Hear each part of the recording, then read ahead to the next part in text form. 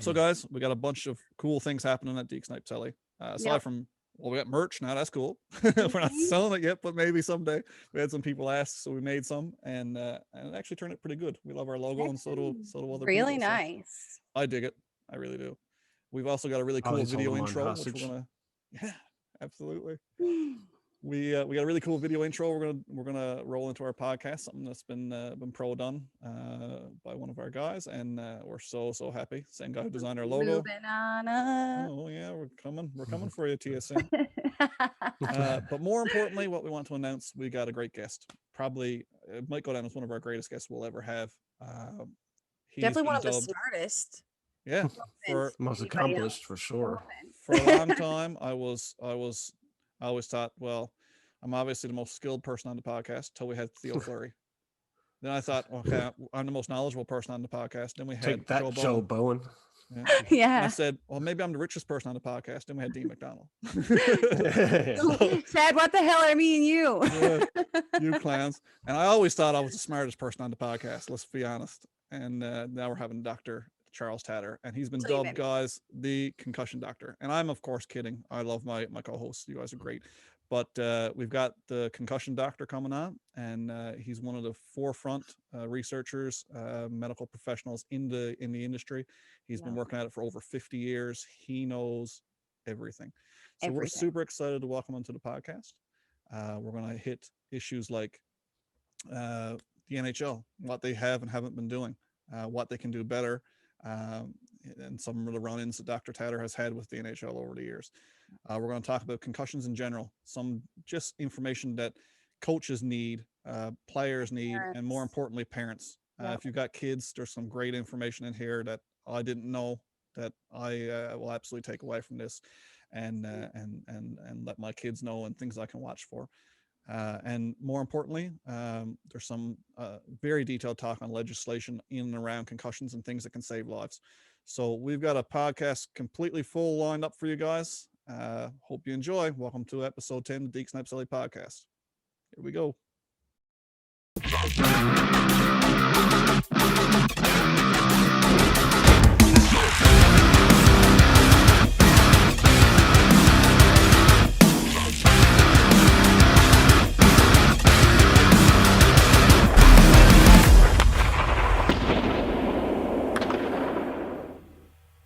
We're very privileged today to have joining us as our fourth member, our guest member, Dr. Charles Tatter. Dr. Tatter, he's got a long list of accomplishments, but I'll give you the Cole's Notes breakdown of where he comes from. He's a neurosurgeon, I guess neuroscientist, I guess in that regard, focuses heavily on research in concussions. He's been awarded the Order of Canada, which is an amazing accomplishment. He's been inducted into the Canadian Medical Hall of Fame. That was back in 2009, I think, if my memory serves. The Terry Fox Hall of Fame. He's also been awarded the Order of Hockey in Canada as recent as 2020, last year, and he's been inducted into the Canadian Sports Hall of Fame. So there's a few of those there that I'm sure he's been the first physician to be inducted into when it comes to the Order of Hockey in Canada. I can't imagine. You've been busy, Dr. Tatter. Ryan didn't tell you that I have insomnia, so work day and night. Oh my God, I bet. Wow. Well, I've got two boys under the age of 5, so I've got insomnia as well. So. You got it as well. It's too funny.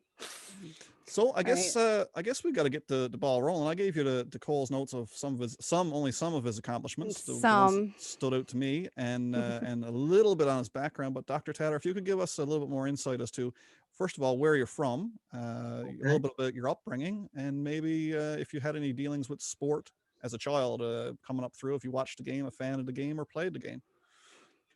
Oh, that's lovely. I love to talk about my early efforts in sport. So I was born in Toronto. I work in the same hospital in which I was born. How does that sound? Wow. That's neat. And that's cool. And I haven't gone too far from Toronto, although I do go to meetings and give lectures in many other places, but I'm a real local yokel, and I've enjoyed myself in Toronto. I had a great neighborhood where I grew up. In fact, hockey was my passion until I probably was in medical school, and then learned that there are other things to do. And in those days, it was colder than it is now. But I could actually skate to school, which I did regularly.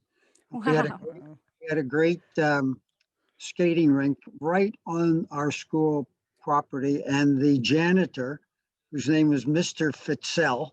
So if there are any Fitzells listening, uh, thank you very much for flooding the rink every cold winter morning, because we played a lot of Nice. hockey. And in fact, some of the people that I played hockey with are still my friends. And in fact, I do a lot of research, and research is very expensive. And so, who do I go to for donations? Well, I go to my old hockey friends, Oh, and wow. they shell out. Like it's really amazing how those friendships remain. In fact, one day I was at a high school giving a talk on concussions, and a kid came up to me afterwards and he said, "You know that picture you showed of your hockey team?" And I said, "Yeah." He says, "I think I saw my grandfather in that picture." And when we started swapping names and stuff like that, sure enough, it was his Oh, grandfather no way. who was on Wow. the hockey team. And the only difference was that his grandfather was a star and I was absolutely mediocre. I really did like the game. And in fact, my mother wasn't too happy one day when I came home with what we used to call a brush cut. Do you guys know what a brush cut is? Oh, yeah. It's Is it a little buzz haircut? right on top. Buzzed. Absolutely, about 1 centimeter high. Yeah. And my mother had a fit, and I said, "Well, don't I look like Howie Meeker?" I want, I told the barber I wanted to look like Howie Meeker, who was my That's too idol funny. at Oh, the awesome. time. Oh, he's a Uh, good one. he was a great star. Yeah. And the other thing about my charmed childhood was that right next door to me was a family who had two daughters but no sons. So I sort of became the surrogate son for that family as well. And the father was the official photographer for the Toronto Maple Leafs. How do you like that? And then, Oh, that's amazing. Wow. and in those days, photographers got only uh, one picture per bulb. So they had those huge cameras with flash bulbs, but you Yeah. got one picture. So they needed an assistant to carry the bag of bulbs. So I volunteered No way. got, Oh, and got to see lots of hockey games rink side of the Toronto Maple Leafs. And furthermore, we also got to go into the dressing rooms oh, no way. of both teams regularly. So it was quite a great hockey bringing up. And the other thing this photographer who lived next door to me did was to drive me to school with my friends because he left very early and so did we so that we could skate before class. So that's a lovely memory of getting That's to school awesome. Yeah, and that's really skating nice. in the morning before class. But in my day, we didn't wear helmets. Our shoulder pads were, just so flimsy, just to Mm. protect our shoulder. The elbow pads were completely soft. And again, it was to protect your elbow and not to knock somebody out with your elbow. That's right. And we did not wear helmets. And I don't remember anybody on the teams that I played for. Even when I was in medical school, I played hockey. And I do not remember anybody getting a concussion. So concussions began to creep into the game as the game got more, let's use the word aggressive. Mm-hmm. Yeah. I was going to use the word violent. That is the title of one of the lectures that I've given on hockey, No doubt. because it did become quite violent. Yeah. And that did cause a lot of trouble. A lot You more know, high impact. by trouble, I mean injuries. Yeah. Yeah. So I've often that's heard my background. heard it put in the sense of almost like a bell curve when it comes to the violence in the game. How, you know, it started off as a bit of a gentleman's game and a skilled game, and the gentleman aspect of the game remained and still remains to a point. And then it kind of creeped up in the 60s and in the 70s and the 80s to a point where the aggression and violence was at an all-time high. And then into the 90s, people started feeling the effects, and there was more information about concussion, and it started to tailor off a little bit, but not back to where we were. And a lot of people No. blame that on the sense that too, the game has gotten, there's not unquestionably the game has gotten a lot faster. The players are at an elite level now of their physical And the specimen rule when it comes changes. to and the rule changes have opened up the game more. Players can there's no more two-line pass. There's a whole bunch of things which has made the game faster, and faster doesn't help when you got 250-pound men carrying around elbows made of steel, like you pointed out. So it's really interesting to hear you talk about an era where concussions almost didn't exist in hockey in particular. Right. Even without wearing helmets. Yeah. It's interesting. So Like you just didn't, it never occurred to me to hit somebody in the head. yeah. No. But Why would you need to? well, No.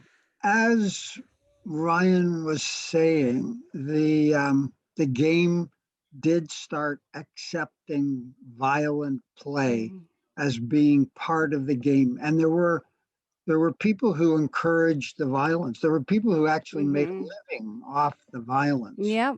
And I think we know some of those names. We don't have to talk about them. One of them in particular has been booted out, and he should have been booted out a long time ago for other infractions, but he finally Corner, yeah. Fair enough.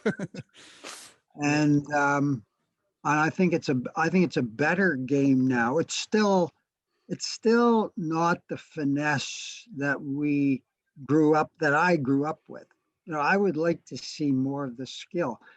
Now it is faster, absolutely faster, and that is because the legs are longer, and people with longer legs can skate faster. And speed does translate into injury because the impact is measured in terms of the mass and the acceleration. Speed, yeah. Acceleration is higher. The force on the brain, on the poor brain, is higher. And the other thing that we should mention right up front is that the helmet, in fact, is useless for protecting against concussion. Now, maybe you guys know that, but a lot of players, as they come up through the ranks, they say, well, I'm wearing a helmet, how could I get a concussion? But every hockey player, every football player that I see in my office who has had concussions has been wearing a helmet. Now, helmets do protect against the more severe brain injuries like blood clots and torn brain and bruised.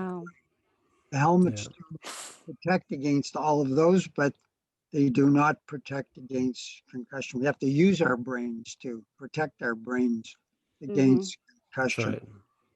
Yeah, amazing. Yeah. I'm curious, Doctor, is there any kind of modification to the helmet that could be made that would I know you're not going to prevent concussion, but is there any kind of a modification that could help with the impact to the head to stop that initial shock or that shaking of the head? Yeah.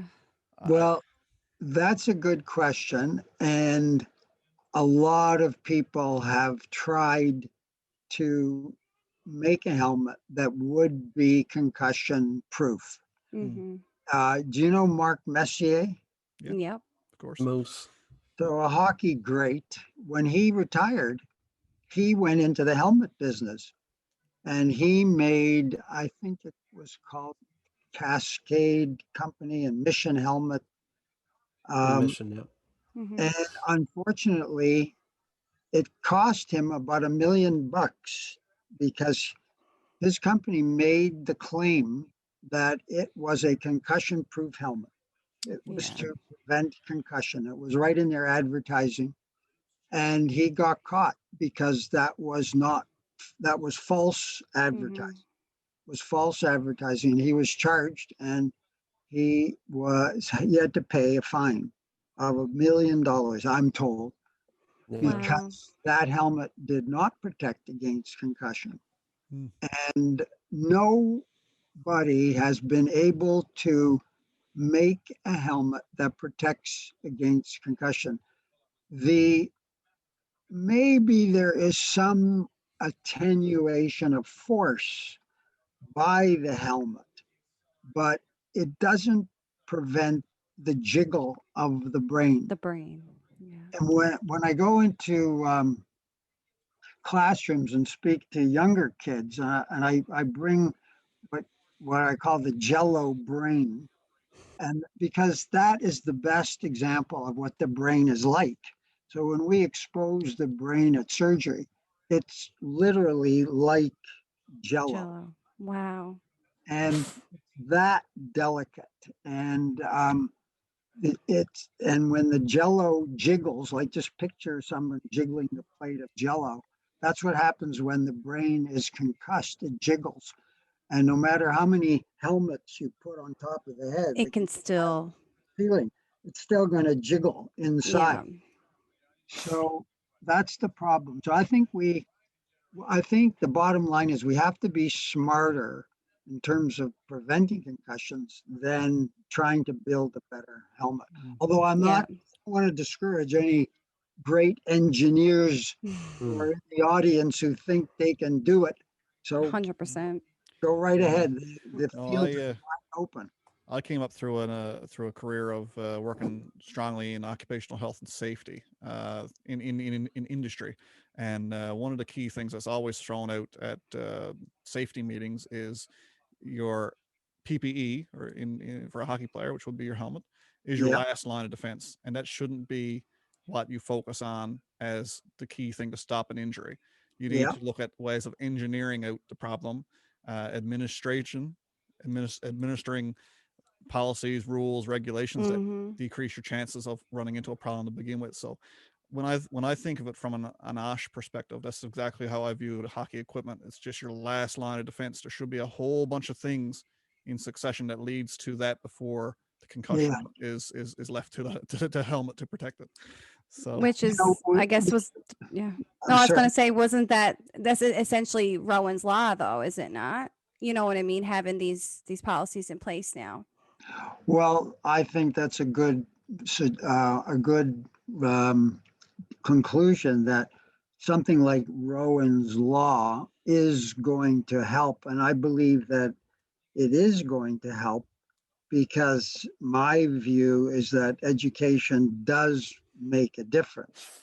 That if you tell people what can happen to you if you crash your elbow into someone's head, or if you are blindsided and get knocked into the boards head first, like if you warn people about, how to approach the boards, you never go at a right angle, like straight into the boards. You always go at an angle. We put out a video trying to teach, that maneuver, going at an angle towards the boards. And we had some great hockey players who helped us with that video, which is still being shown around the country. And the point of approaching the boards at an angle rather than straight on is so important. Keep reminding people that, because the boards continue to be a huge problem. Mm-hmm. Yeah. They're not getting any softer.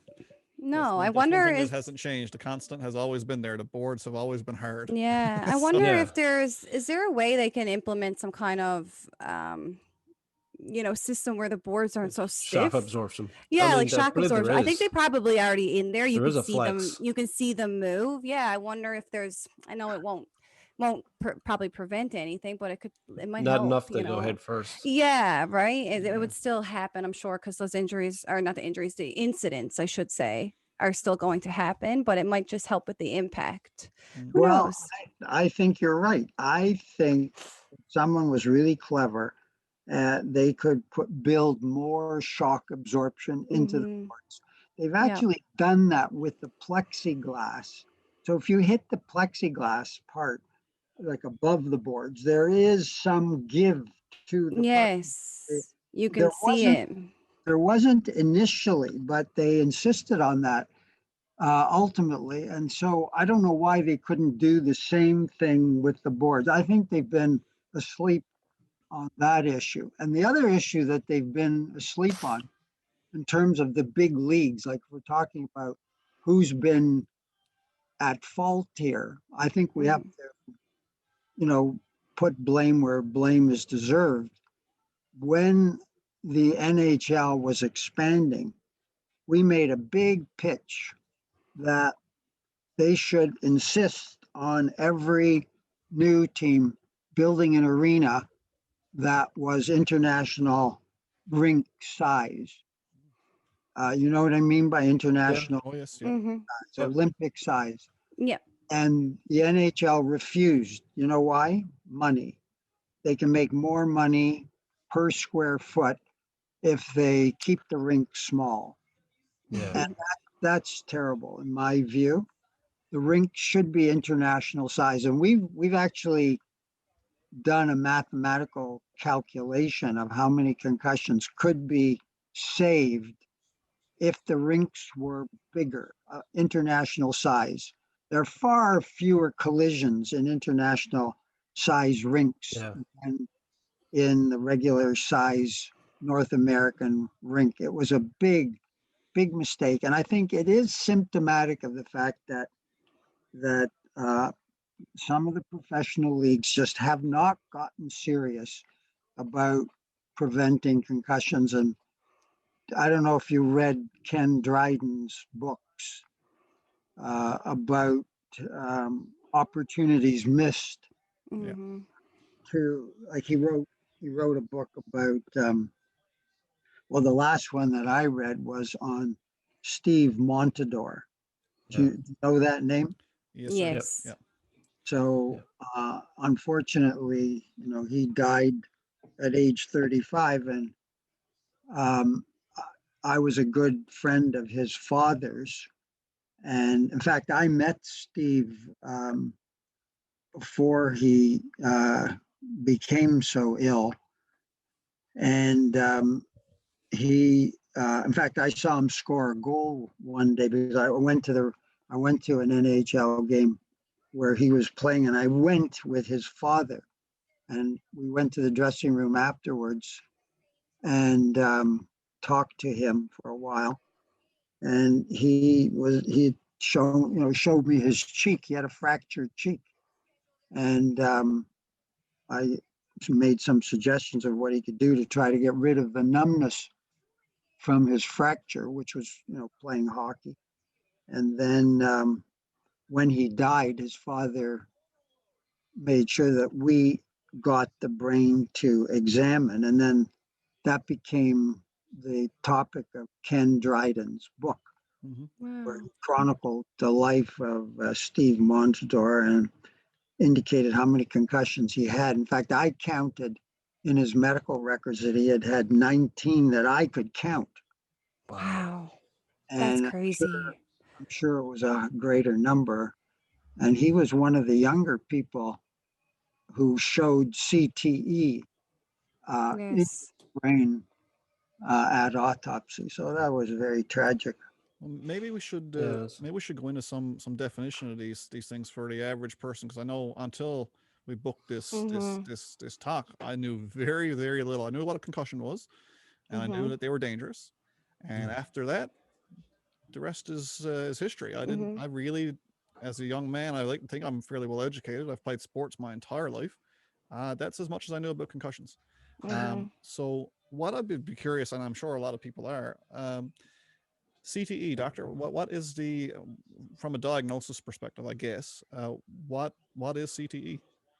So let's put it in context of the complications of concussions.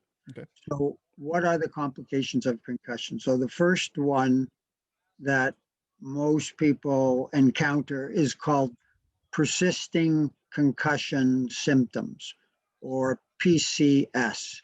We used to call it post concussion syndrome. It means people who don't get better after a concussion. So, a concussion is the mildest of the types of brain injuries, but it's the most common. And then the next level up is where you don't get better from your concussion. And at 1 month, instead of calling it concussion, we call it persisting concussion symptoms. So 1 month is now considered the dividing line between those Okay. two. Mhm. And some people with the persisting symptoms can have it persist for only another 2 weeks or another 2 months, and then they're all better and they feel that the brain has healed. Other people take years to recover. I see people Wow. in my office who are still having symptoms of concussion 10 years after concussion. So even though a concussion is at the mild end of the spectrum, it can last a long time. So the Scary. next complication of concussion after persisting concussion symptoms is what we call second impact syndrome. And we can come back to that later. Yeah, sure. And that's what Rowan Stringer, that Kylie mentioned, Mhm. died of. That's another complication of concussion. CTE is the end stage. It's the last of the complications, the one that everybody is worried about. Mhm. And it turns out that, yes, CTE does happen. CTE stands for chronic, which means that it's not something that happens quickly, it takes time. So, chronic traumatic encephalopathy. Well, encephalopathy just means something's wrong with the brain. So it's a very non-specific term, but it means usually years later or even decades after you got a whole bunch of concussions, your brain shows more aging, more wear and tear than if you hadn't had those concussions. Mhm. It can come on early. We have seen evidence of CTE in even teenagers who have been multiply concussed. But Wow. Wow. typically, it doesn't happen till a player reaches 50s, 60s, 70s, even 80s. And the amazing thing is that some players can handle 10 or 20 or 30 concussions and not show any signs of CTE. And as time goes on, as we study this condition more and more, we see that it really doesn't affect a whole lot of athletes. I'm not Weird. downplaying it, but No. when we started, we thought, well, this is going to be quite common among the multiply concussed athletes because just as we said, the hockey game has gotten much more violent and players like Steve Montador are having, 19 concussions that we count by the time he's 35. So some players have dozens of concussions and don't get CTE. And some players have a half a dozen concussions and can get CTE. So Yeah. there are other factors which we have not figured out yet. CTE is still very mysterious. I use the word mysterious because we have not got these mysteries solved about why some get it and others don't. Mm-hmm. And we've proven that. Like we were, I mentioned we have this brain donation research project where we ask professional players to donate their brains when they're finished with them. Of course, we're not advocating premature. No. So when you But finish if you with can, it, give it to us because we want to examine it and see what is doing in people who have played professional sports, whether it's football, hockey, or whatever. As long as it's an impact sport. So we haven't got enough money to study tennis players, for example, because it costs us a fortune to do this research. It's not I bet. research. Like to examine one brain, it costs us several $1,000s. wow. Wow. So, so we have one particular brain of a professional athlete who played football, and he had dozens of concussions that he and his family recorded and knocked out several times. And when we examined his brain, and he was an extremely successful businessman in his later years, and he lived to the ripe old age of about 80, there wasn't a whiff of CTE, like No nothing. way. That's Nothing. weird. I mean, so there's an example of somebody who had a very big career in professional impact sports, and he didn't get CTE. Like we proved he didn't have symptoms of CTE, had no evidence of CTE at autopsy. So Wow. that is the mystery of CTE. It exists, but we don't know what percentage of people are going to get it. And we don't know exactly why they get it. What were the factors? What other conditions that they have that might have led to it? Is it something in their genes? Yeah. We just don't know. But it is one of the hottest areas of research in this field. Okay. Correct me if I'm wrong, doctor. You can't diagnose CTE until postmortem, until after death. Correct? Is that Absolutely correct? Okay. That's one of the other things that it's still mysterious that you can't separate it clinically. In other words, if somebody the other day asked me, well, how many times have you made the diagnosis of someone who's come to see you and you end up telling them that they have CTE? And so I thought about that. And do you know what? I have never told anybody who's come to see me because they're suffering from the after effects of concussion that I think you have CTE, because we do not know how to recognize it in the living. It is still a diagnosis that can only be made on the autopsy table. Yeah. Crazy. That is crazy. Now, what about concussions themselves when it comes to diagnosing a concussion? I'm assuming the technology has gotten better. I sure hope so, doctor, in your time in the field. But, you know what?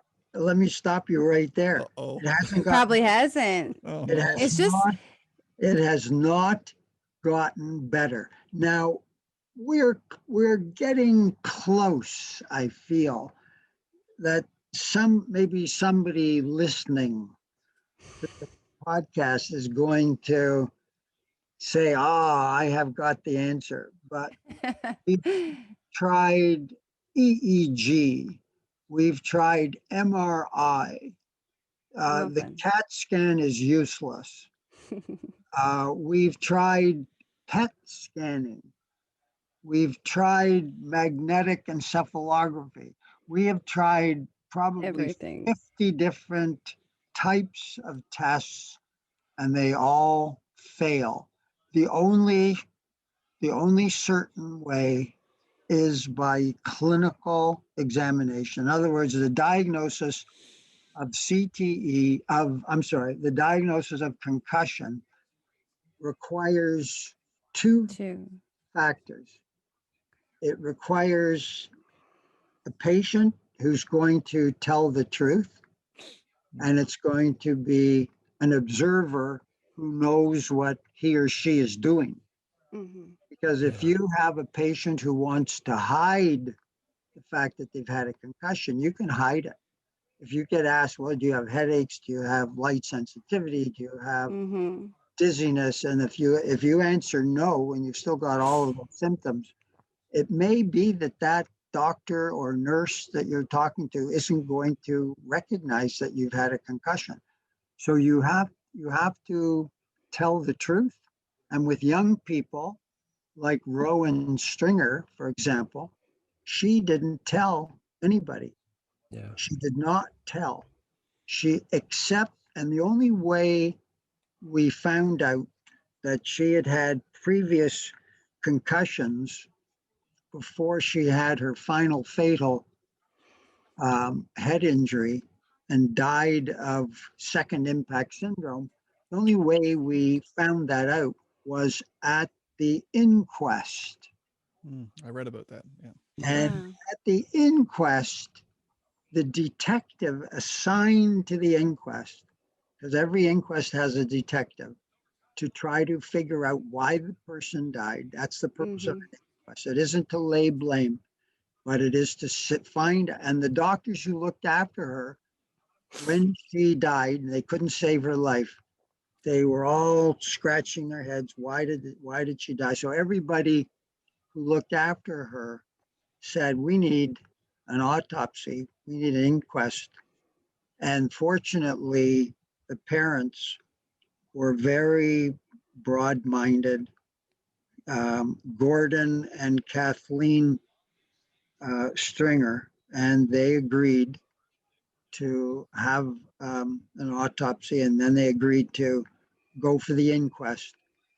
And at the inquest, we found out from the detective who downloaded her cell phone, and all the symptoms of concussion were there when she told her friends what she was suffering from. Wow. Oh, wow. She was the captain of her rugby team. She felt, I just have to play in this game. I'm the captain. I'm not going to wimp out. What a And she sin. told no adults that she had headaches, that she had That's too dizziness, bad.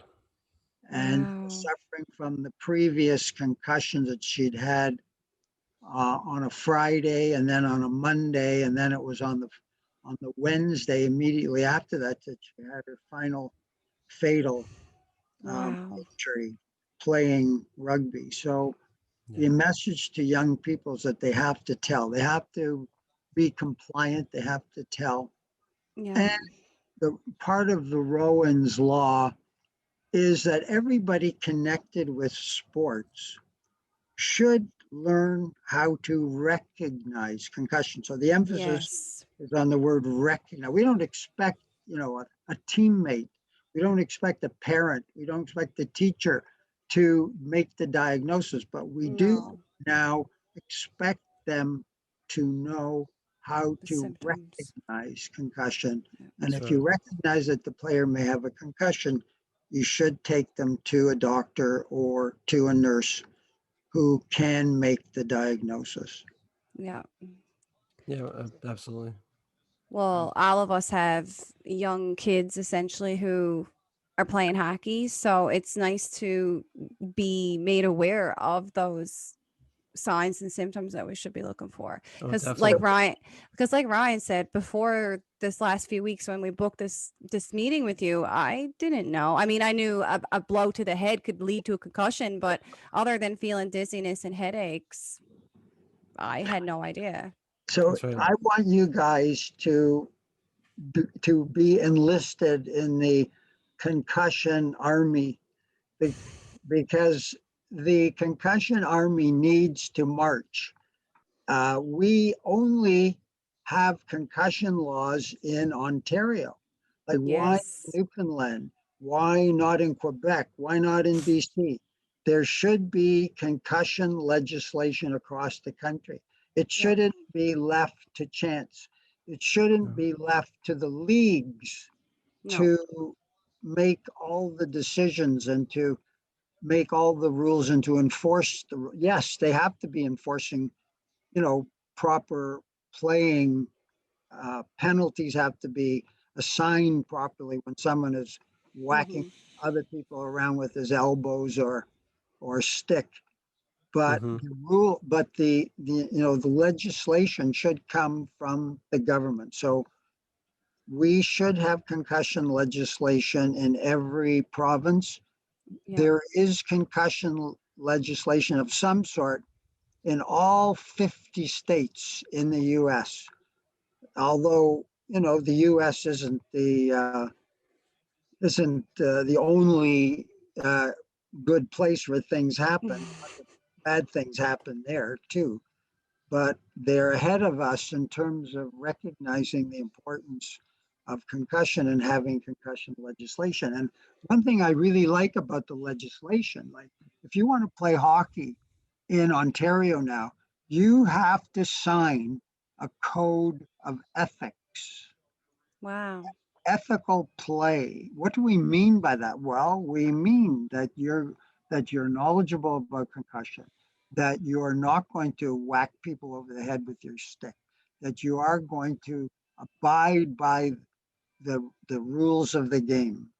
And that should be, we like that to be done at the time parents register um, kids for Mhm. sports like hockey, football, Mhm. and make sure that they understand the rules of play and the code of conduct, and they have to sign. So Wow. that's part of the legislation. So go for it. Yeah, Yeah. definitely. And any tips on like who we should be like trying to contact to get the ball rolling? Because we did look into this obviously before meeting with you, what laws were in Newfoundland. And the only thing that we could find was something from a couple of years ago. That was one of the promises the Liberal Party made for votes, was they were going to implement a concussion legislation or whatnot. Anyway, there's never been any word on it since. Well, So Mhm. yeah, we've been trying to figure out, has anything been done with Is there this? anything? Yeah. Yeah. do you know how long it took us in Ontario?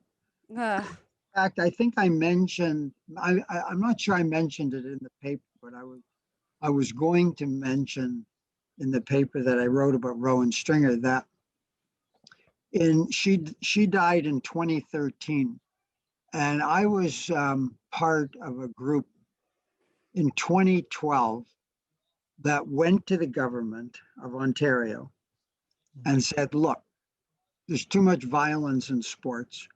We need some rules and regulations, and the leagues aren't doing it. So it should be legislation."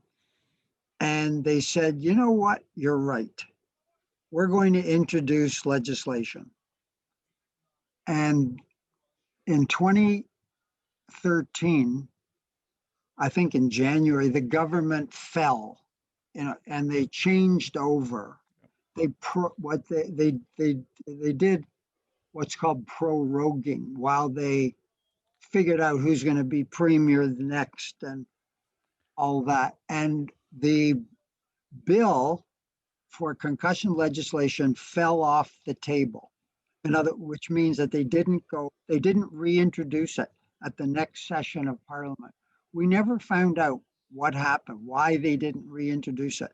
So in 2013, when Rowan Stringer had her fatal injury, she might have been saved if that government had gone Yep. through with their intention, Yeah, really. Yep. but they didn't, and she died. And in 2014, they didn't. In 2015, they didn't, but they did introduce Wow. school-based rules.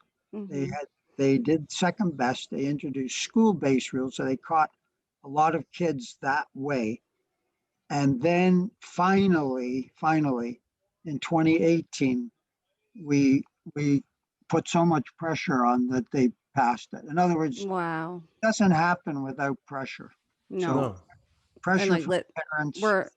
We're literally nobodies essentially. You are like the doctor of brains, and Well, I you think you find out if Fala Maroon, yes, that's why I got his name wrote here actually. find out if he's still in action, and he will help you.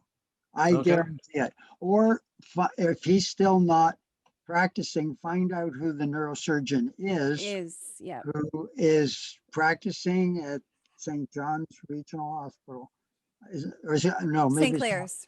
St. Or St. the Yeah, health science. Or Yeah. health science, sorry. Health St. Clair's Sciences, or health right? science. The health Yeah. science center. Yep.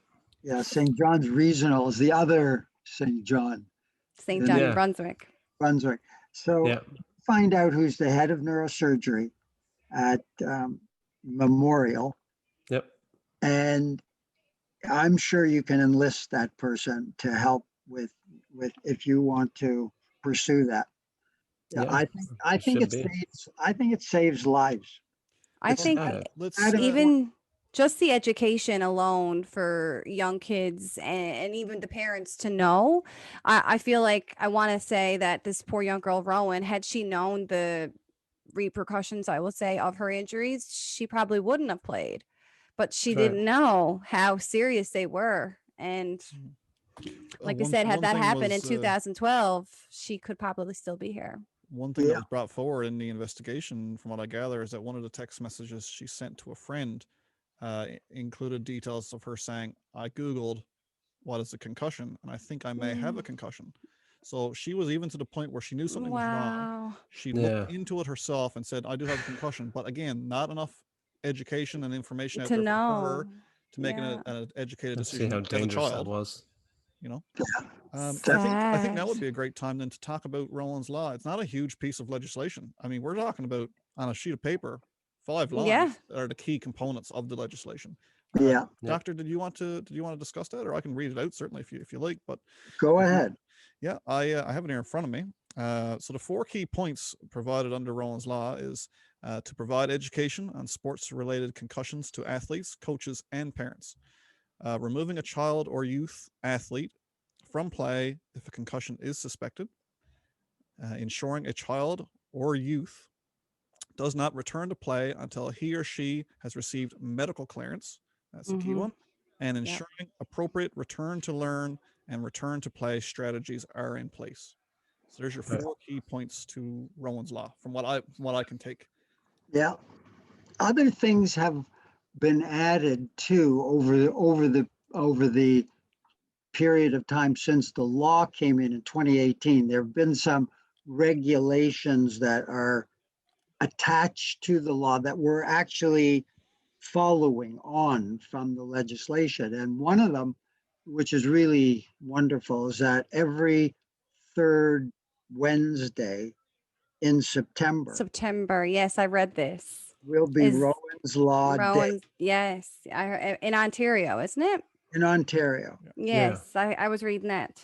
But I was just informed that the federal Ministry of Sport, so this, sport is primarily, well, the federal role in sport often is focused on elite athletes, but there are other parts of the federal work in sports. But one of the things that they have done is to say that there will be a week in September where concussions will be emphasized across the country. It won't be called Rowan's Law Day because there's no law in the rest of the country. But Rowan's name will be associated with that week-long attention given to sports across the country. But it's even better to have the legislation. It's important enough that we should put teeth into it by having legislation. So go for it. Yeah, leave it with us. Yeah. Especially now that we have your contact information. So Yeah, when we need We'll some be in advice, touch if we'll we. be in touch for sure. That would be great. I'd love to help you. Absolutely. Because Well, it's something that definitely needs to change here for sure, and not just Newfoundland, but all the other provinces as well. Yeah. Oh, that would be wonderful. If it was Mhm. every province in the country. Yeah, Yeah. absolutely. And so 100%. where I'm definitely like trying to get familiar and spotting concussions because I'm involved in my children's monitor hockey. I have two small kids, a girl and a boy in hockey. And going through getting ready for this podcast here tonight, I was going through some stats and facts. And one thing I did not ever hear anything about is that it seems like females are more susceptible to getting concussions than males. And I have a female in hockey, so I'm going to be watching her pretty like a hawk, like the rest of my days. But that's one thing I never did understand, or I just never had enough time to look into if I could find the reasons for it. But You know, women's ice hockey gets more concussions than men's ice hockey, and they don't have body checking. absolutely right. It's something Wow. that was really startling when it was brought out through research that women are more susceptible to concussions in hockey and in basketball, and And soccer. gradually more. Those were the first two that were flagged, and gradually more. Now that's on a participation base of the number of women who participate and get concussions against the number of men who participate and get concussions.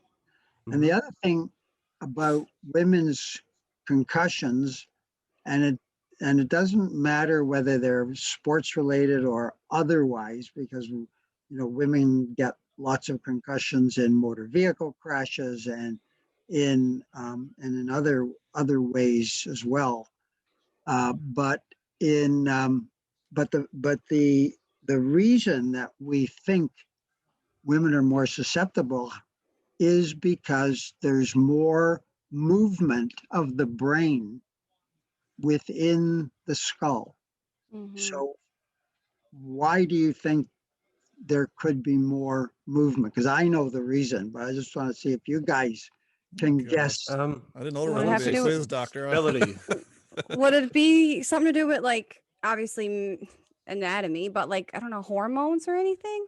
That sounds kind of Well, silly. that's a good point because we think maybe hormones have something to do with how long a concussion lasts, because that's the other thing about women's concussions that is very important, that they do last longer, that the And more symptoms, severe. the more symptoms, and that may be that they're more severe. That's a very good conclusion. But the mechanism we still haven't mentioned. I have guessed at it, and I think I'm right, but do you have any guesses of why, apart from hormones, and that may be a factor in how long the symptoms last, but the actual susceptibility to concussion, why? Any ideas? Well, I know my wife is super stubborn, doctor. I don't know if that's she might have more. I hope she's not listening to this. Well, she also told me, she said, do not mention my tiny female brain. Well, it actually has something to do with tiny neck muscles. Stability, right? Yeah, that's gonna say, Chad, you said that, didn't you? If you look at Kylie's neck, Well done, and you Chad. look at Chad's neck, so Yeah. who has the bigger neck? I hope I do. So women's necks, Hope the so. neck muscles are not as well developed as they are in males. And that's Wow. something that women are born with. That's just the way it is. It's But anatomy, yeah. that doesn't have to be the way it is, because you can strengthen your neck muscles. So for women competing in contact sports and hockey, no matter whether body checking is allowed or not, there's still plenty of body checking in women's hockey, although Oh, it's definitely. There is. so-called unintentional, but it does happen. And women get concussed in other ways. So to prevent that, and why does strengthening the neck muscles reduce the incidence of concussions? Well, there's less movement of the brain. Like if you get hit when you're not suspecting it, that the brain does that. And that's what causes concussion. That's rotational acceleration or linear acceleration, less commonly. And you can avoid that or reduce that if your muscles are nice and strong, so that when you get hit, there isn't going to be the bubble. And that kind of brace yourself. Brace yourself with your neck muscles. And that can be improved by doing neck muscle strengthening exercise, especially of the isometric type. I like the isometric type of neck muscle strengthening exercises. And all of us are going to be doing our stretches now. So tell your daughter, and you can look up isometric neck muscle strengthening. I've done them.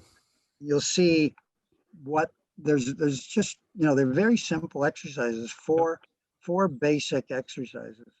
I'm writing this down. Well, for any potential coaches or current coaches out there who are coaching women's hockey, junior women's hockey, take that into consideration. It's not something that's done. It's not part of the curriculum.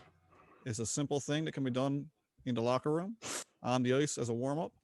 If that was a simple, regular procedure that all young girls got into the habit of doing from pee-wee up, they would do it into their adult years, and it could potentially save a life even. So 100%. I really like that point. That's fantastic.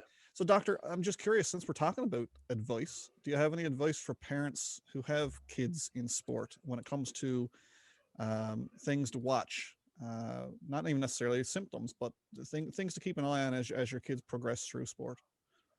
Well, I would keep an eye on the number of hits that they get to the head. To the head, and if a kid starts, complaining that he can't concentrate in class and he can't add up the figures as well as he used to, and he takes him longer to write an exam, and he's had too many knocks. Because the other thing we haven't talked about, concussions are not easy to diagnose. Like we've mentioned that there's no test yet. There's no blood test. We're hoping, for example, that it'll be something as simple as a blood test, or even what's being tested is saliva. Like if you could spit into a test tube and tell you if you've had a concussion or not. That's what we're hoping will happen someday, but it hasn't happened yet. But if everybody is aware of what the possible symptoms are, and especially, one of the big problems is memory. And if a kid says, I can't remember, whether C comes before B or whatever, that's a real danger signal if it affects memory. The confusion. There are about 65 symptoms, in fact, of concussion. So even though it is a clinical diagnosis, you don't have to be Einstein to remember 10 or 12 symptoms. And then, like, if a kid complains of dizziness, or children often complain, for example, of a stomach ache. Adults with concussion almost never have a stomach ache, but kids, let's say under the age of 10 who get a concussion, often complain of a stomach ache. I wonder, is that the dizziness maybe making them feel sick? The nausea maybe. Right? That might be related to dizziness, makes them feel sick to the stomach. And maybe. they interpret that as something from the body.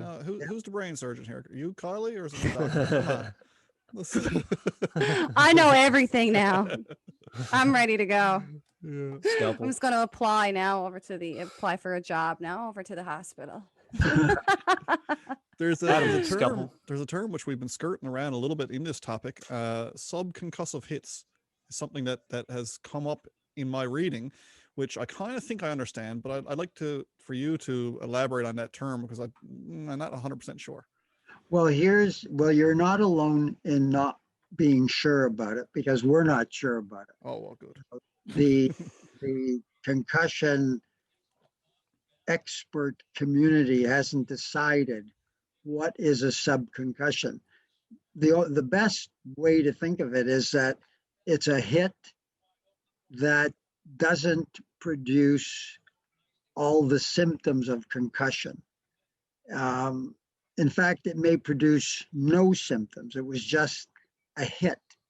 So, for example, many of the leagues in contact sports have done away with hitting practices. Like in football, especially, they now practice without equipment on, and they don't allow any hitting. So they're just doing passing and blocking and whatever, but no impact. So can we do that in hockey? Can we have practices that eliminate collisions entirely? Mhm. Now, that's probably a bit of a stretch in hockey because you've got the hard ice to deal with, you've got the boards to deal with. But that's the goal, to reduce the number of impacts, because the theory is that maybe impacts below the intensity of what produces a concussion are also important. Like maybe 20 subconcussions adds up to one concussion in terms of wear and tear on the brain. We haven't got a definition of what is a subconcussion other than it's a blow that's less than what would have been required to cause a concussion. But jarring nonetheless. Yeah. Okay. It's a jarring nonetheless. Exactly. That's something to keep an ear out for going forward. Yep, definitely. I'm glad that you got to that, because I that was in my reading the one thing that kind of stood out to me as something that was kind of gray, for lack of a better word. It was just a gray area. The jury is out on that, whether we should worry about that or not. So we just don't know. That's another mystery. Yeah. There's a lot of mysteries around this, and that's why it's such a fascinating topic. I think what we should do, though, guys, is move on to the NHL, because we've been talking about, we've got Rowan's Law pretty much covered. We didn't even try, which is great. But I think we'll slide into the NHL and maybe just touch on Rowan's situation a little bit near the end. But when it comes to the NHL and where we are currently today, the first and foremost thing that I wanted to talk about before we get to the NHL was your induction into the Order of Canada and Order of Hockey in Canada, more in particular, and your reaction at the time when you received notification that you were going to be inducted into the Order of Hockey in Canada, and what that meant to you, and maybe who reached out to you to let you know, is what I'm really curious about. Well, that's a good question. It just happened about a year ago, and because of COVID, in fact, the celebration for me being named as a worthy of an award by Hockey Canada. So we didn't have a celebration because of COVID, but no gala.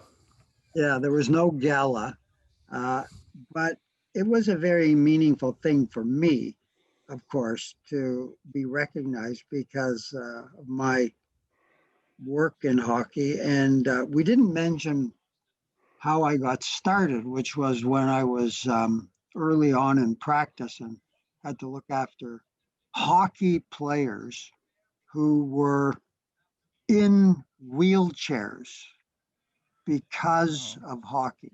Yeah. Wow. So there I was, a hockey fan, having to look after youngsters who were paralyzed playing the game I love. That was really tough to deal with. I can imagine. Yeah. And so we figured out what was breaking their necks in hockey was being hit from behind into the boards when they were unsuspecting and crack. And by the time they hit the boards, like if this is the boards, they would hit horizontally. They would have been upended from behind, hit from Yeah. behind into the boards head first, and the poor neck, even if they did neck muscle strengthening exercise, can't withstand Yeah. that type of force. And the No neck, way. the bones come apart or shatter and crush the spinal cord. And I had to put the pieces back together again.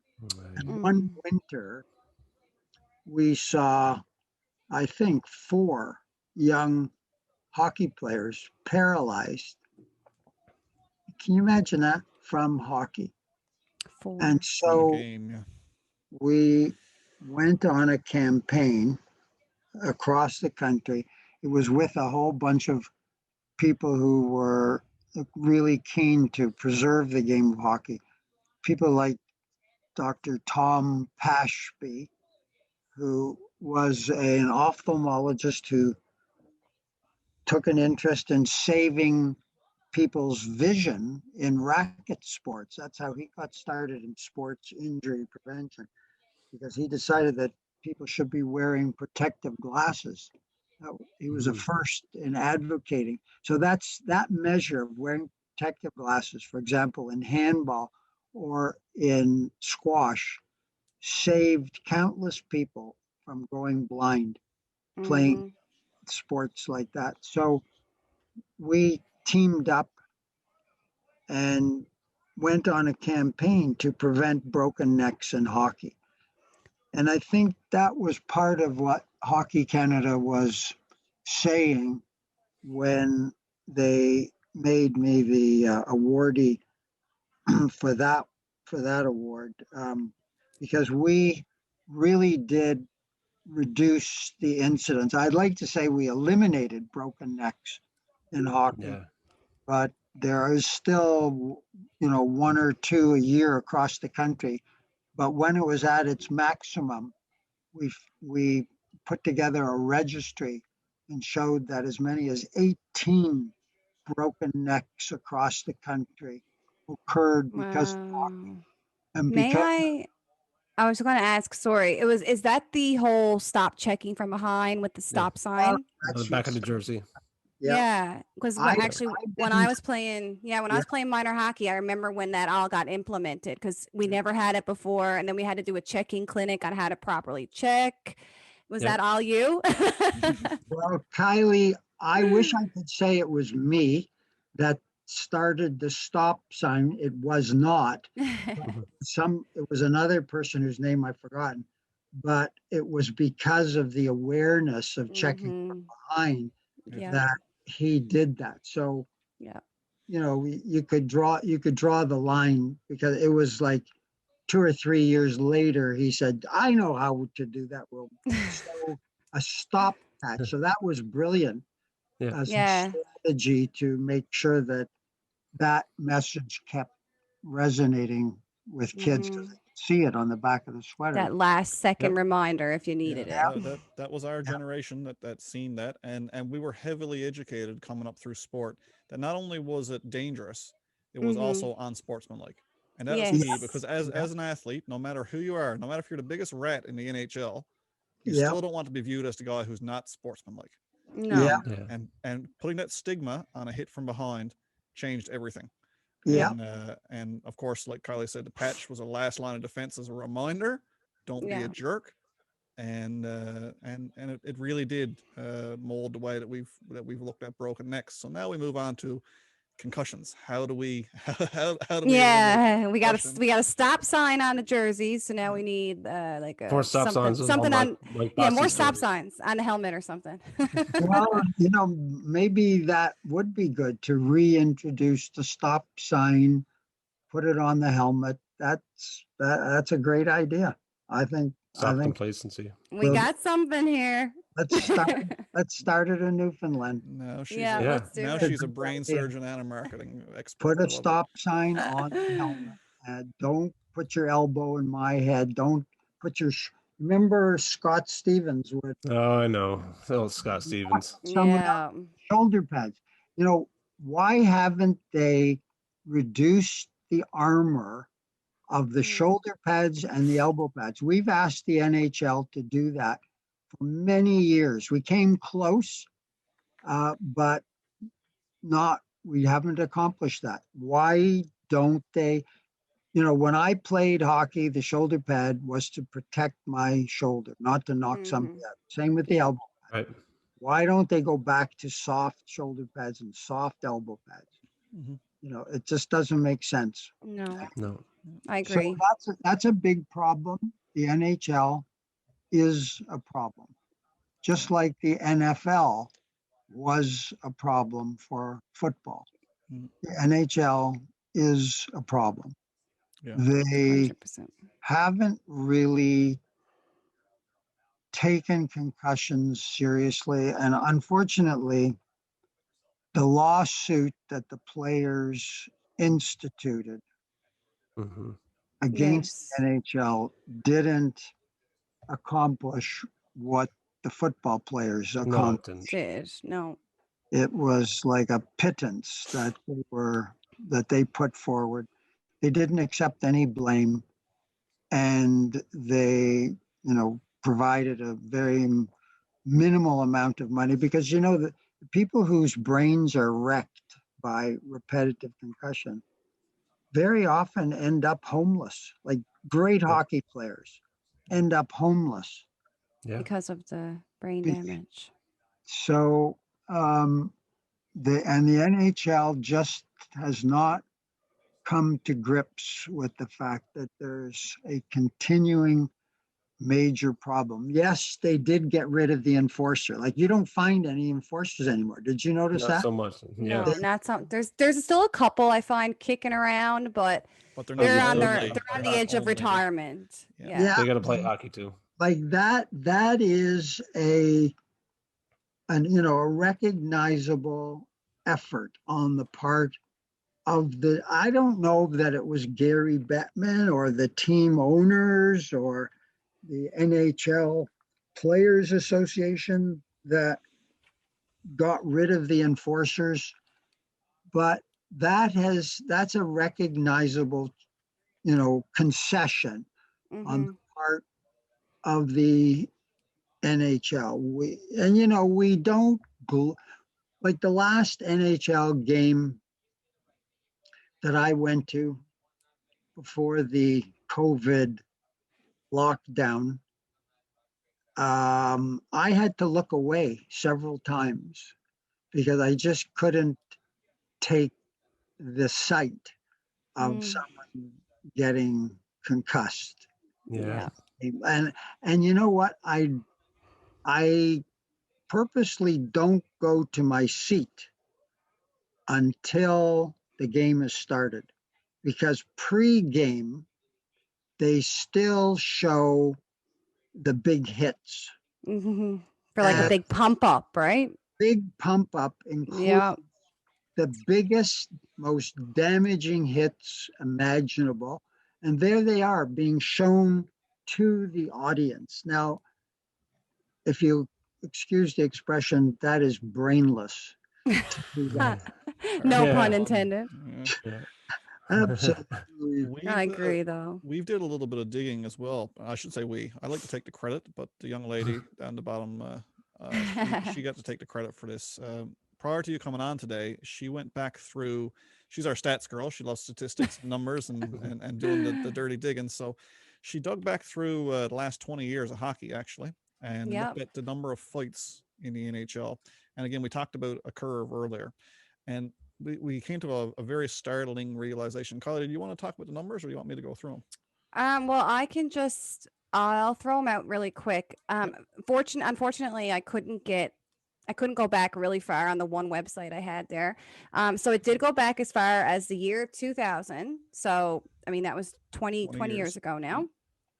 Back then, there was 38% of the games had at least one fight. So that's, close to half. I got it right. 38%. Okay. 38% of the games had at least one fighting major.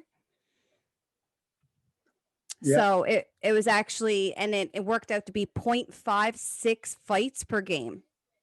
Yeah. Okay. And then it went as far as 2018-19. It cut off there, sadly, but it still gives us a good idea. There was, sorry, hold on, where did I write it down to? 16.74% of the games had fights in the last 2 years. So there's a difference, 38% compared to 16% in 20 years. Good for you for doing that research. That's terrific. That's the type of, that should be put out for public consumption. Because that show that those are NHL games, right? They are NHL games. Now, I will say, I did also have for those 2 years, they had the total fights. In the year 2000 to 2001, there were 684 fights. Oh my goodness. There's about 1,200 or so games, a little over 1,200 games in a full season. That's 684 fights. In the year 1819, which was the most recent one that I could get all the info for, there was only 238 fights. What was the last year? 1819. 2018, 2018, 2019. So, but it's 18 years in the difference. Fantastic. So 238 fights as opposed to 684 18 years prior. But get this, so far this season, we're only, what did we say, guys? 36 games in. 37 games in per team, they're already at 314 fights this season. So this one season, the curve has absolutely turned upside down. Yeah. Now, there's a lot of theories behind that as well. I think it's because it's like mini playoff series. Yes, teams are playing each other more frequently, more often. So you got, instead of playing Edmonton once, you played them 4 games in a row. So there's a lot of built up tension, frustration, and then it comes out in the form of violence. Yeah. So it's going back up again. Yeah. This big time. Only. This year only. Yeah. And, they're saying next season it'll go back to the proper or the normal what's the word, guys? Normal statistics. Pattern. Yeah, it should hopefully go back. No, but I mean because this year where they have the Canadian division, flatten the curve. Yeah, so hopefully next year when it goes back to seeing some teams only once a season, you won't have hopefully this animosity and this tension building up. So what by the time they see that team again? What do you do with that information? I don't know. What should I do with it? Well, I think you should. I think we should tell a concussion doctor. I think you should write a paper on that.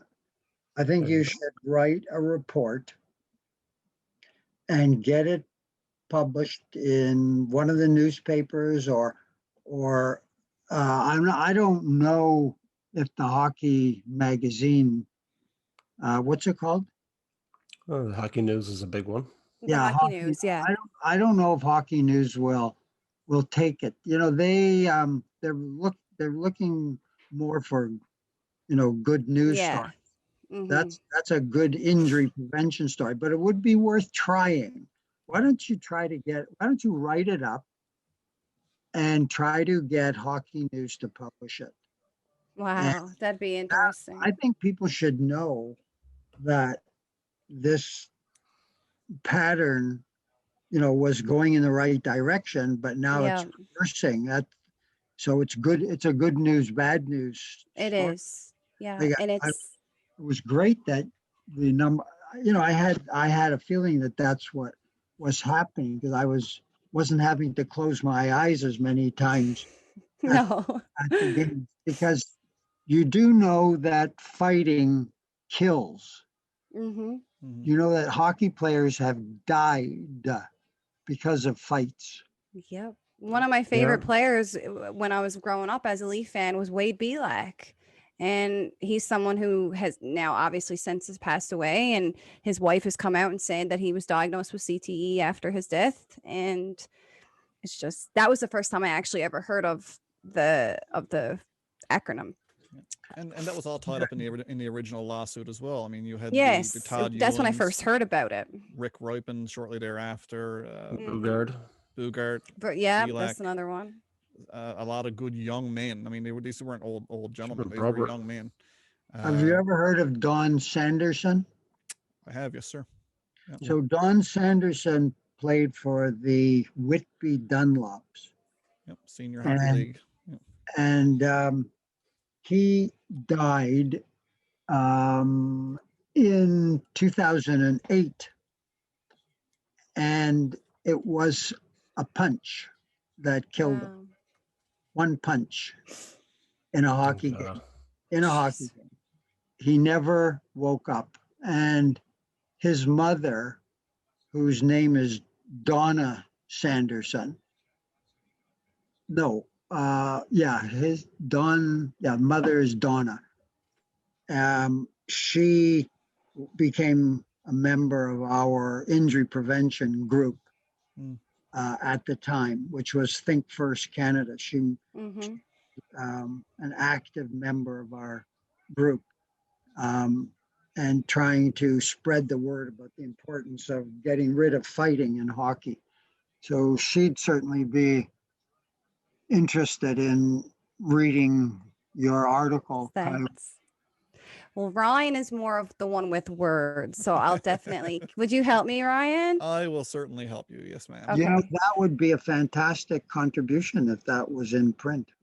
Well, Yeah. we will And make it happen. honestly, to be Easy completely peasy. honest with you too, is this was something that I looked into only today. Like I didn't give it. I'm sure if I dug deeper, I could probably find a lot more specific stats. But I mean, this information is. Mhm. Yeah, I can definitely. There's a doc in our group whose name is Richard Wenberg. Richard Wenberg, Wennberg. He's written quite a few papers about hockey statistics. He was the one who called attention to the importance of international rink size. And Okay. in fact, he just wrote a paper on CTE and There we go. hockey players. So he would be, if you need somebody to help you write that, and you're looking for an experienced writer. He's a neurologist. You should enlist him. Mm-hmm. There you go. Look for him on LinkedIn. There you go. Definitely on there, isn't he? Oh, 100%. Yeah, everybody's on LinkedIn. Seems to be. Yeah. Doctor, with regard to the NHL, I mean, I got to roll back to this because we're digging deep in here now. I mean, you're a man of medicine, science, fact. What is it that frustrates you the most about how slow things have been progressing? Because I mean, it's dead slow. Let's face it. I mean, I'm a sailor by trade. We use the term "dead slow ahead." That's the rate that we're moving at when it comes to the NHL's recognition of concussions and the problems associated. What is it about that frustrates you? I mean, it's got to be. Well, the frustration is the slowness with which they have dealt with a major problem. And it's so frustrating to think that they are damaging the brains of their assets. So if you were in business and you knew that your workers, let's say you were the owner of a business and your workers are getting clobbered and can't add up figures and can't fill orders, can't pick items off the shelves to send to customers, would you continue to want to bash the brains of your staff? But that's what the NHL owners have chosen to do. Essentially, yep. Sit back and not take the steps that are necessary to protect their assets. And like So true. And I mentioned Richard Wenberg. We wrote a paper a while ago on how much money it's costing them for players who retire because of repetitive concussions. We documented 37 NHL players who had to retire because of repetitive concussions, and they had to pay out the salaries of those players. Yeah. We added it up. It came to about $120 million. Wow. We published that. So, but that 120 is stacked against probably what they think they're bringing in 500 million by allowing the bashing to go on. Yeah. The mistaken idea that that is what is going to sell hockey. Now, it may be For some people. for some people, it is the Mhm. item that sells it, and maybe that was important to have the expansion that they had into the US, because as you know, their big expansion was expansion into the US. So maybe they are doing that to attract a more violent crowd in the country beneath us.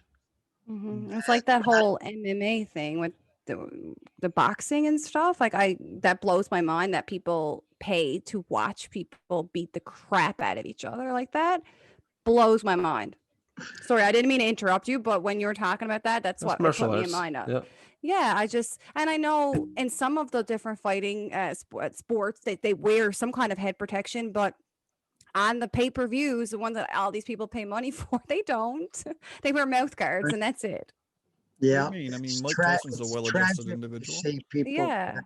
get their brains beaten up. Yeah. It doesn't. Yeah.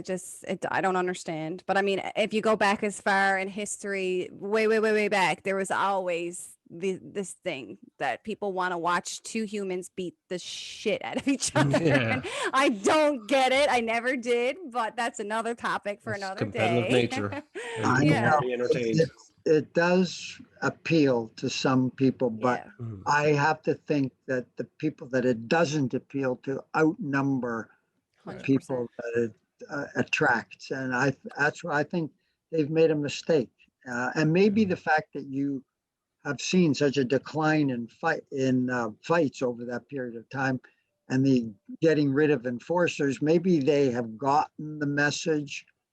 I think in fact, Ken Dryden went across the United States, across Canada, begging pretty well Gary Bettman to change his course. And he refused to acknowledge the problem. Now, down deep, does he recognize the problem? Well, he'd have to be extremely, an idiot not to recognize it. Or not to recognize the problem. But he has chosen to ignore to deal with it, let's say, minimally, and not really deal with it. He could, you know what? He could solve this problem overnight. They could and just say, violent behavior is now a thing of the past. You play violently, you're no longer employed here. Yeah. Overnight, simple. Change it. Yeah. I think a lot of it would help too if there was set rules for referees to follow as well, because it's come out, especially in the last few weeks, with this whole, I don't know if you've heard about that, Dr. Tatter, where there was a ref with a hot mic. So it's been a talk over the last few weeks on a lot of the news things on TV and radio and whatnot, about how players have even come out saying that they're not entirely sure what a penalty even is anymore, because the refs are so inconsistent. And I wonder if that would help with some of the things, because there's some players out there who almost just test their boundaries just to see what they could get away with. I wonder if something like that would help curb the, the roughing and the violence.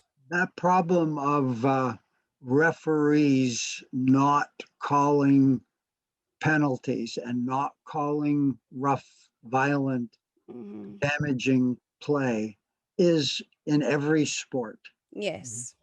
If you have a referee who is dumb, or if you have a referee who likes violence, if you have a referee who's not educated about the risks of injury, game becomes violent and injuries happen. I tell parents keep your eyes on the coach, because there are coaches who preach violence. Yep.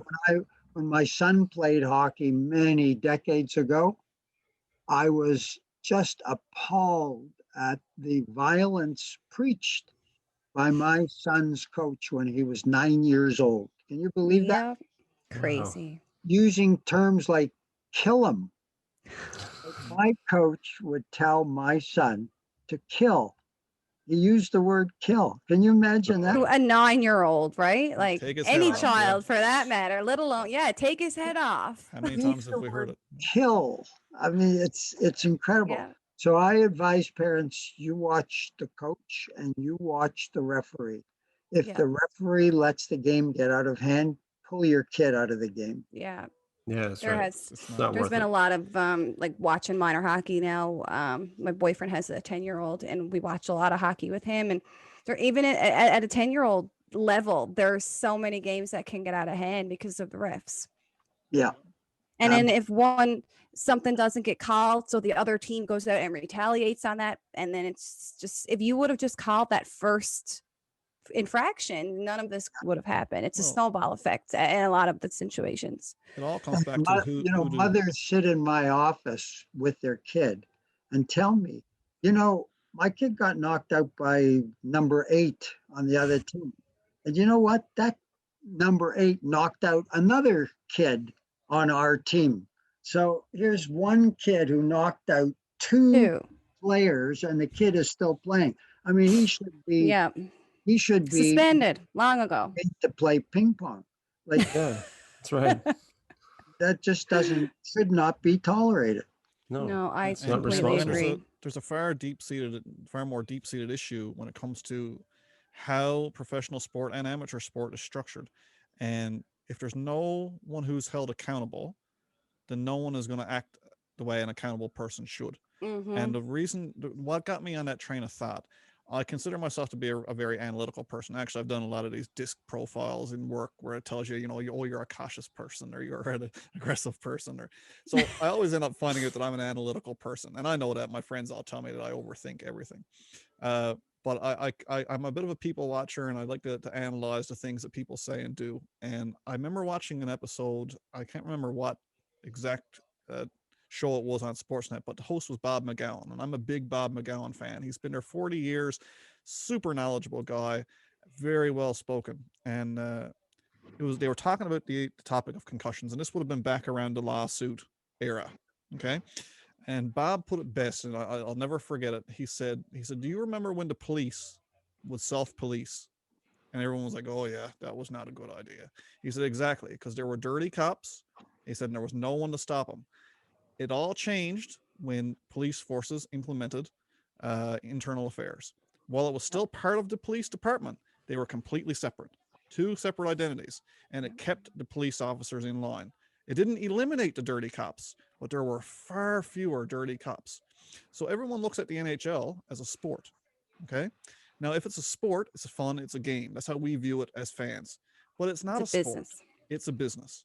Yeah. So if you allow the NHL to self-police itself, it has one thing in mind, one priority, and that's making money. So until there's a secondary body instituted who can hold the NHL accountable and hold the referees accountable and hold the players accountable, hardly anything is going to change.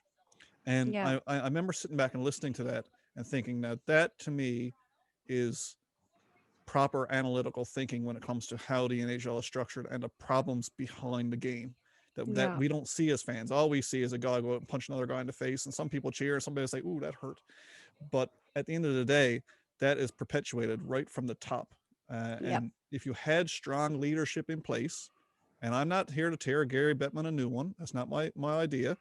Do I agree with the man's stance on a lot of things? No. Do I think he does some things well? No. But, no.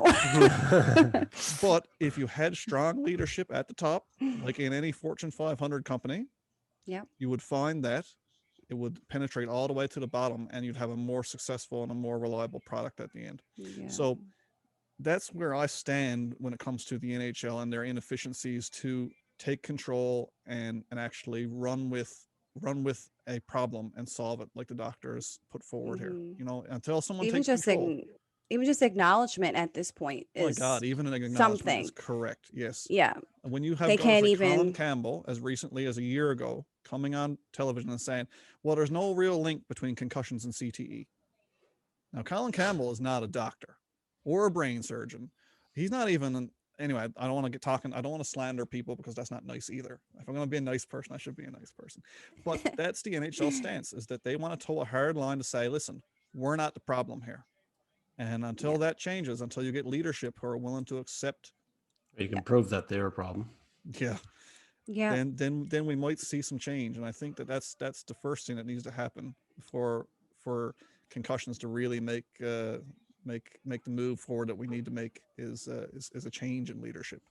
And I hate to say that because I hate to talk about people who should lose their jobs or shouldn't, but sometimes stronger leadership will get it done. So that's my rant for today, Doctor.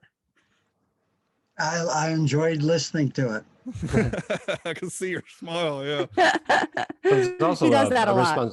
It's going to be a responsibility of the players, because the players could also stand up and say, we want this, because if you ask the players still want to fight too. But yeah, I mean, Daniel Carcillo was one who Carcillo was one. Yep. I always say Ilio. I don't know why. Carcillo. He was one who actually came out and spoke out about it. I'm pretty sure. Did he not? Yes, he did. Yeah. So there's been a few who have come out now since retiring or not even retiring, having no choice but to retire because of their injuries, have come out saying that something needs to change. Yeah. It's surprising to me that people who could make an influence on the owners, like Sidney Crosby. Now, Yes. Sidney almost lost his career.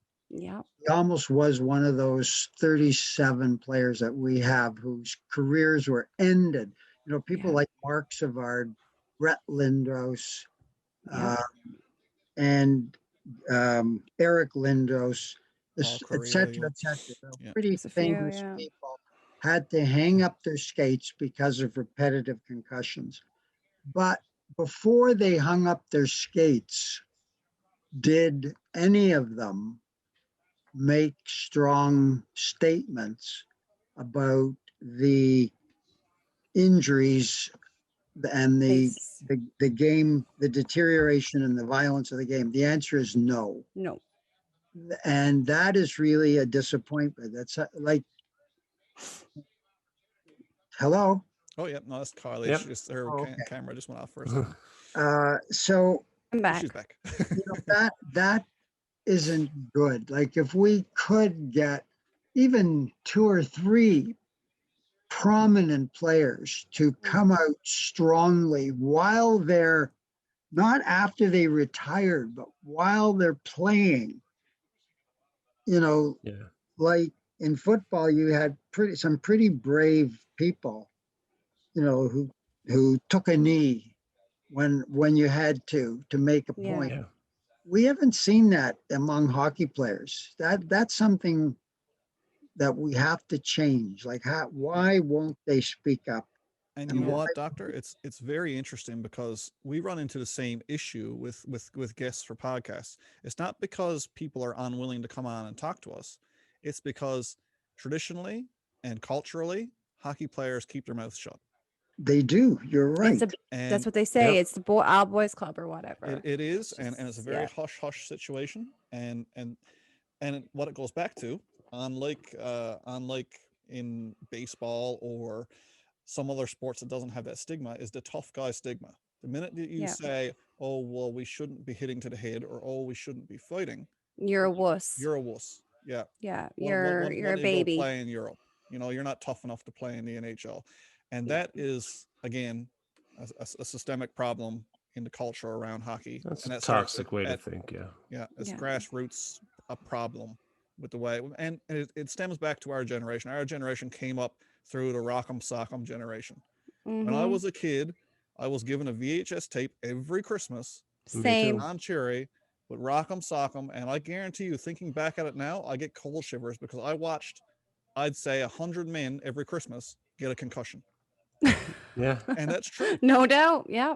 You know, and that's what the VHS was, and that was pushed forward as the acceptable way to play the sport. It was and the exciting way. That's what you. It was normal. It was Mhm. normal almost for us growing up, but we need to make it the new normal for kids nowadays. It's just it's not normal, and it's not Well, okay. I could forgive that at the beginning. Like I could forgive Don Cherry for preaching violence when we didn't realize that violence Yes. can kill and can change lives forever because the brain isn't working. But once he knew that, he still continued to preach violence. Yeah. Mhm. I can't forgive him for that. And nor No. can I forgive, for example, the CBC. The For CBC airing it. kept him in his place of honor and in fact sold his tapes on their website. You could buy the Knock'em Sock'em tapes Mhm. on the CBC website. Can you Oh, imagine that? wow. How's Crazy. that for misbehavior on the part of our national broadcast? Broadcast. Yeah. Yeah. Yeah. Oh, Like Crazy. promoting violence essentially, which is Yeah. First and foremost, in order to change the culture around hockey, we need to change the rules, and Yeah. that's the first and foremost. Once the rules are changed, and that come from, like we talked about earlier, leadership. Once the rules start to change, the culture around it will change. Thankfully, thank God, we have a system in place now which promotes skill. Nothing is more exciting in the NHL now than watching a skilled player like Mitchell Marner. That's what Mhm. people want to see right now. No one cares if Mitchell Marner drops the gloves. It would be funny because he's not able to do No. it. I wouldn't But want to see it. no, I wouldn't want to see it. That would be No, he's bad. too precious. But what's being drafted in the first rounds, what's being drafted in the 8th round overall is skilled players. Yeah. So thankfully we've got that. If we can push it to the next level where, again, fighting, I hate to say it because I know it's a problem, but when fighting is removed from the game, Yeah. that will be, I think, the turning point that needs to happen. And I never ever thought in a million years I would say that. As a child, I loved it. I was brought up in it. Of I course. loved it. So I mean, as an adult, I see the difference now. You know, I would never encourage a young hockey player to get involved in that kind of, even that kind of scrum. It's ultimately dangerous. Yeah. What I want to roll into, and I think this will probably be one of my last points when it comes to the NHL stuff. We're talking about contentious issues. I got to throw this one to the doctor because I really can't wait to hear his opinion or his recollection of this incident. A few years back, the NHL's emails got leaked. Gary Bettman, Brendan Shanahan, list of names. And I'm sure you probably had no interest in it at the time until someone referred to the Greenpeace and the over-doctored people who are preaching against concussions as the Dr. Charles Tatters of the world. I'd like to know what your reaction was to hearing that you had been named in an email in a negative connotation as someone who is hurting our game as opposed to working towards a solution.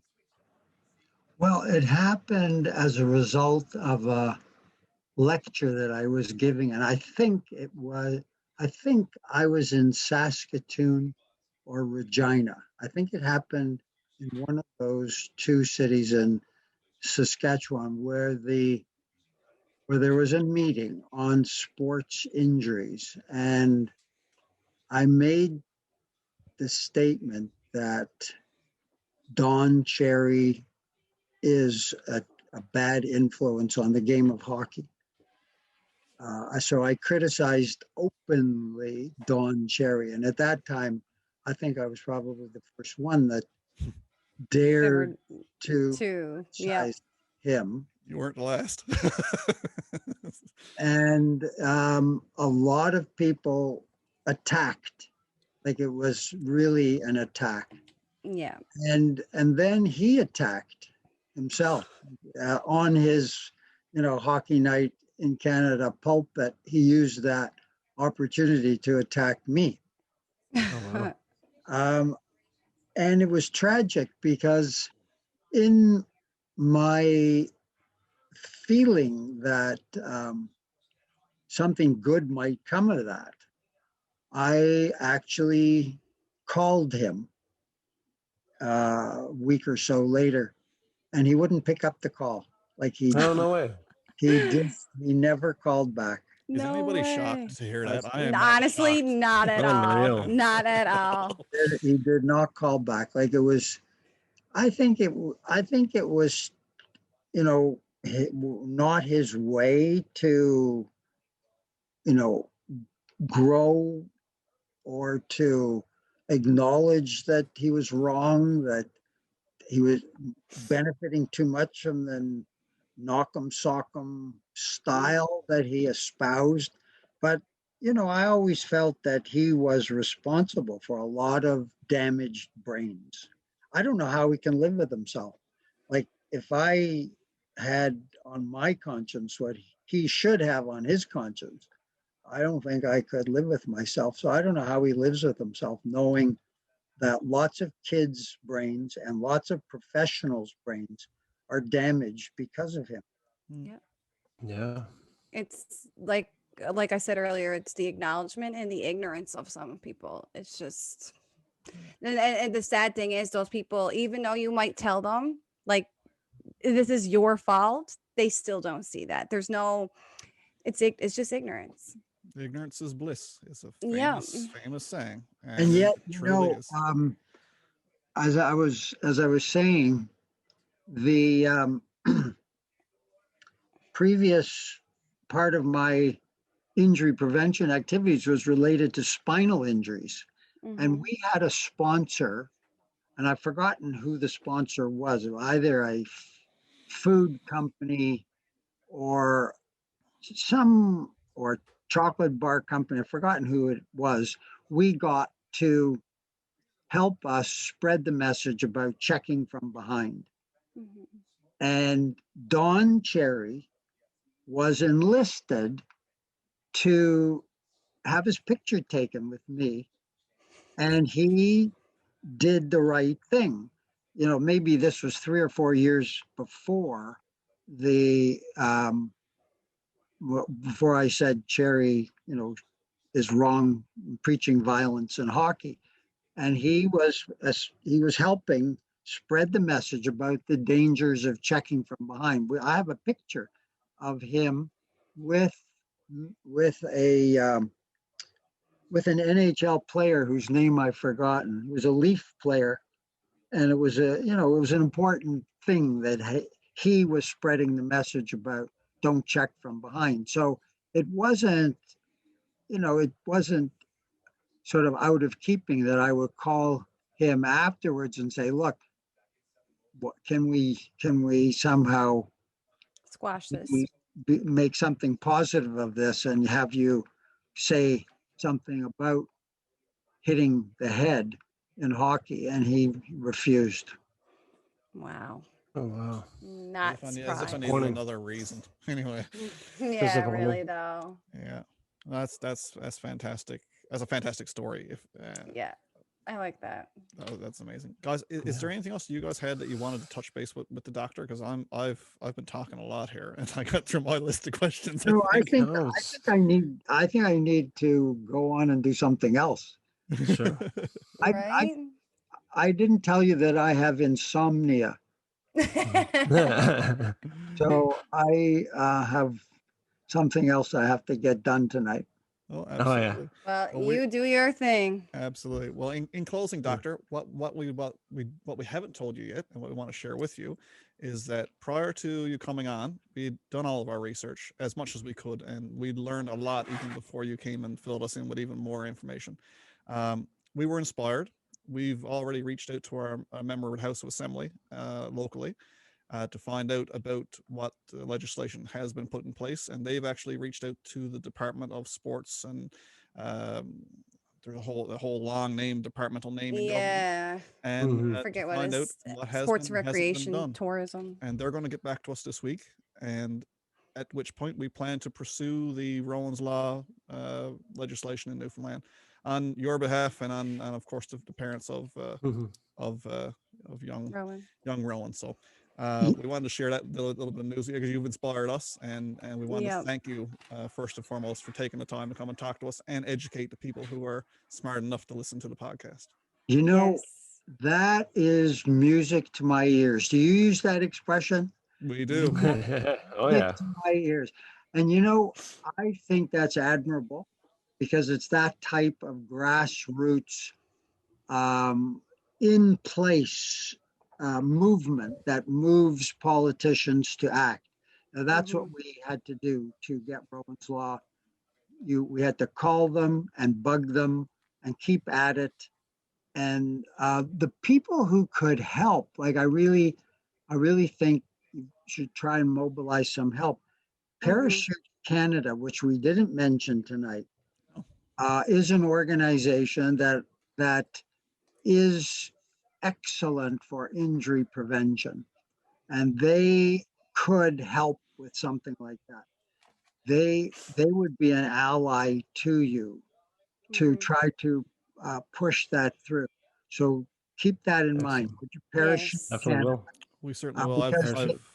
Because they were helpful in getting Rowan's Law passed, and in fact, they were federally given the job of developing concussion guidelines, which is another important issue in our country, that we were one of the first countries to have a national scheme for all the sports organizations to follow.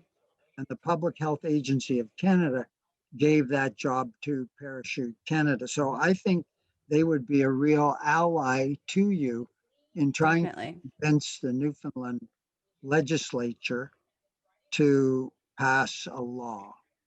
I'm also going to try to find out who is also the neurosurgeon at the Health Science right now too, because have somebody local that could back us up would be excellent. One last call that I made prior to our podcast tonight. The last call I made was to he's actually the executive director at Hockey NL, Hockey Newfoundland, and I wanted to chat with him about concussions and what they're already doing without legislation, and the things that they're doing at Hockey NL mirror the things that are required under Rowan's Law already. So we have people locally, and that's a great gentleman. He took the time to talk to me today. His name is Craig Tuck, executive director at Hockey NL, and of course they're all about safety and on board with anything that'll make the game more safe for the players. So we're working on it on your behalf, sir. And we just want to let you know you've inspired us. And again, thanks so much for taking the time to come chat with us today. You know what? Very much. It was my pleasure. My pleasure. Very informative. Excellent. Good to meet. We'll hopefully get you on again someday soon, and we'll have a good update for you. Yeah, we'll have that would be lovely. I'll look forward to that. Absolutely. I hope so. All right. Thanks so much. Have a good evening. evening. For coming on. Have a good evening, sir. Bye. Bye. See ya. All right, guys. Amazing episode. Probably one of my favorites we've done. I mean, just phenomenal. Big thanks to the doctor for coming on. Obviously can't say it enough. But if you liked what you heard, or if you're listening, you're probably listening on Spotify, Google Podcasts, Apple Podcasts, Stitcher, all those places that we're live streaming the audio version. But if you're watching, you probably picked us up on YouTube by searching Deep Snipe Silly. You might have caught the link on Twitter at SillyDeek, or through Facebook, Deek Snipe Silly on Facebook, www.facebook.com/DeekSnipeSilly. And of course, our webpage, www.deeksnipesilly.ca. So that's how you can get us. Make sure you smash that subscribe button to Carly towards your, there you go. It's right there. Should pop up there. No, you don't see it, Chad. It's right above your head. There you go. There it is. Yeah, guys, make sure you hit the subscribe button, like and share. That's what we really love to see our stuff getting shared around. And more importantly, let's get some feedback. Drop something in the comments box below. We'd love to hear from you. Anything at all. Anyway, guys, I guess that's it. Peace out. Cheers. Bye.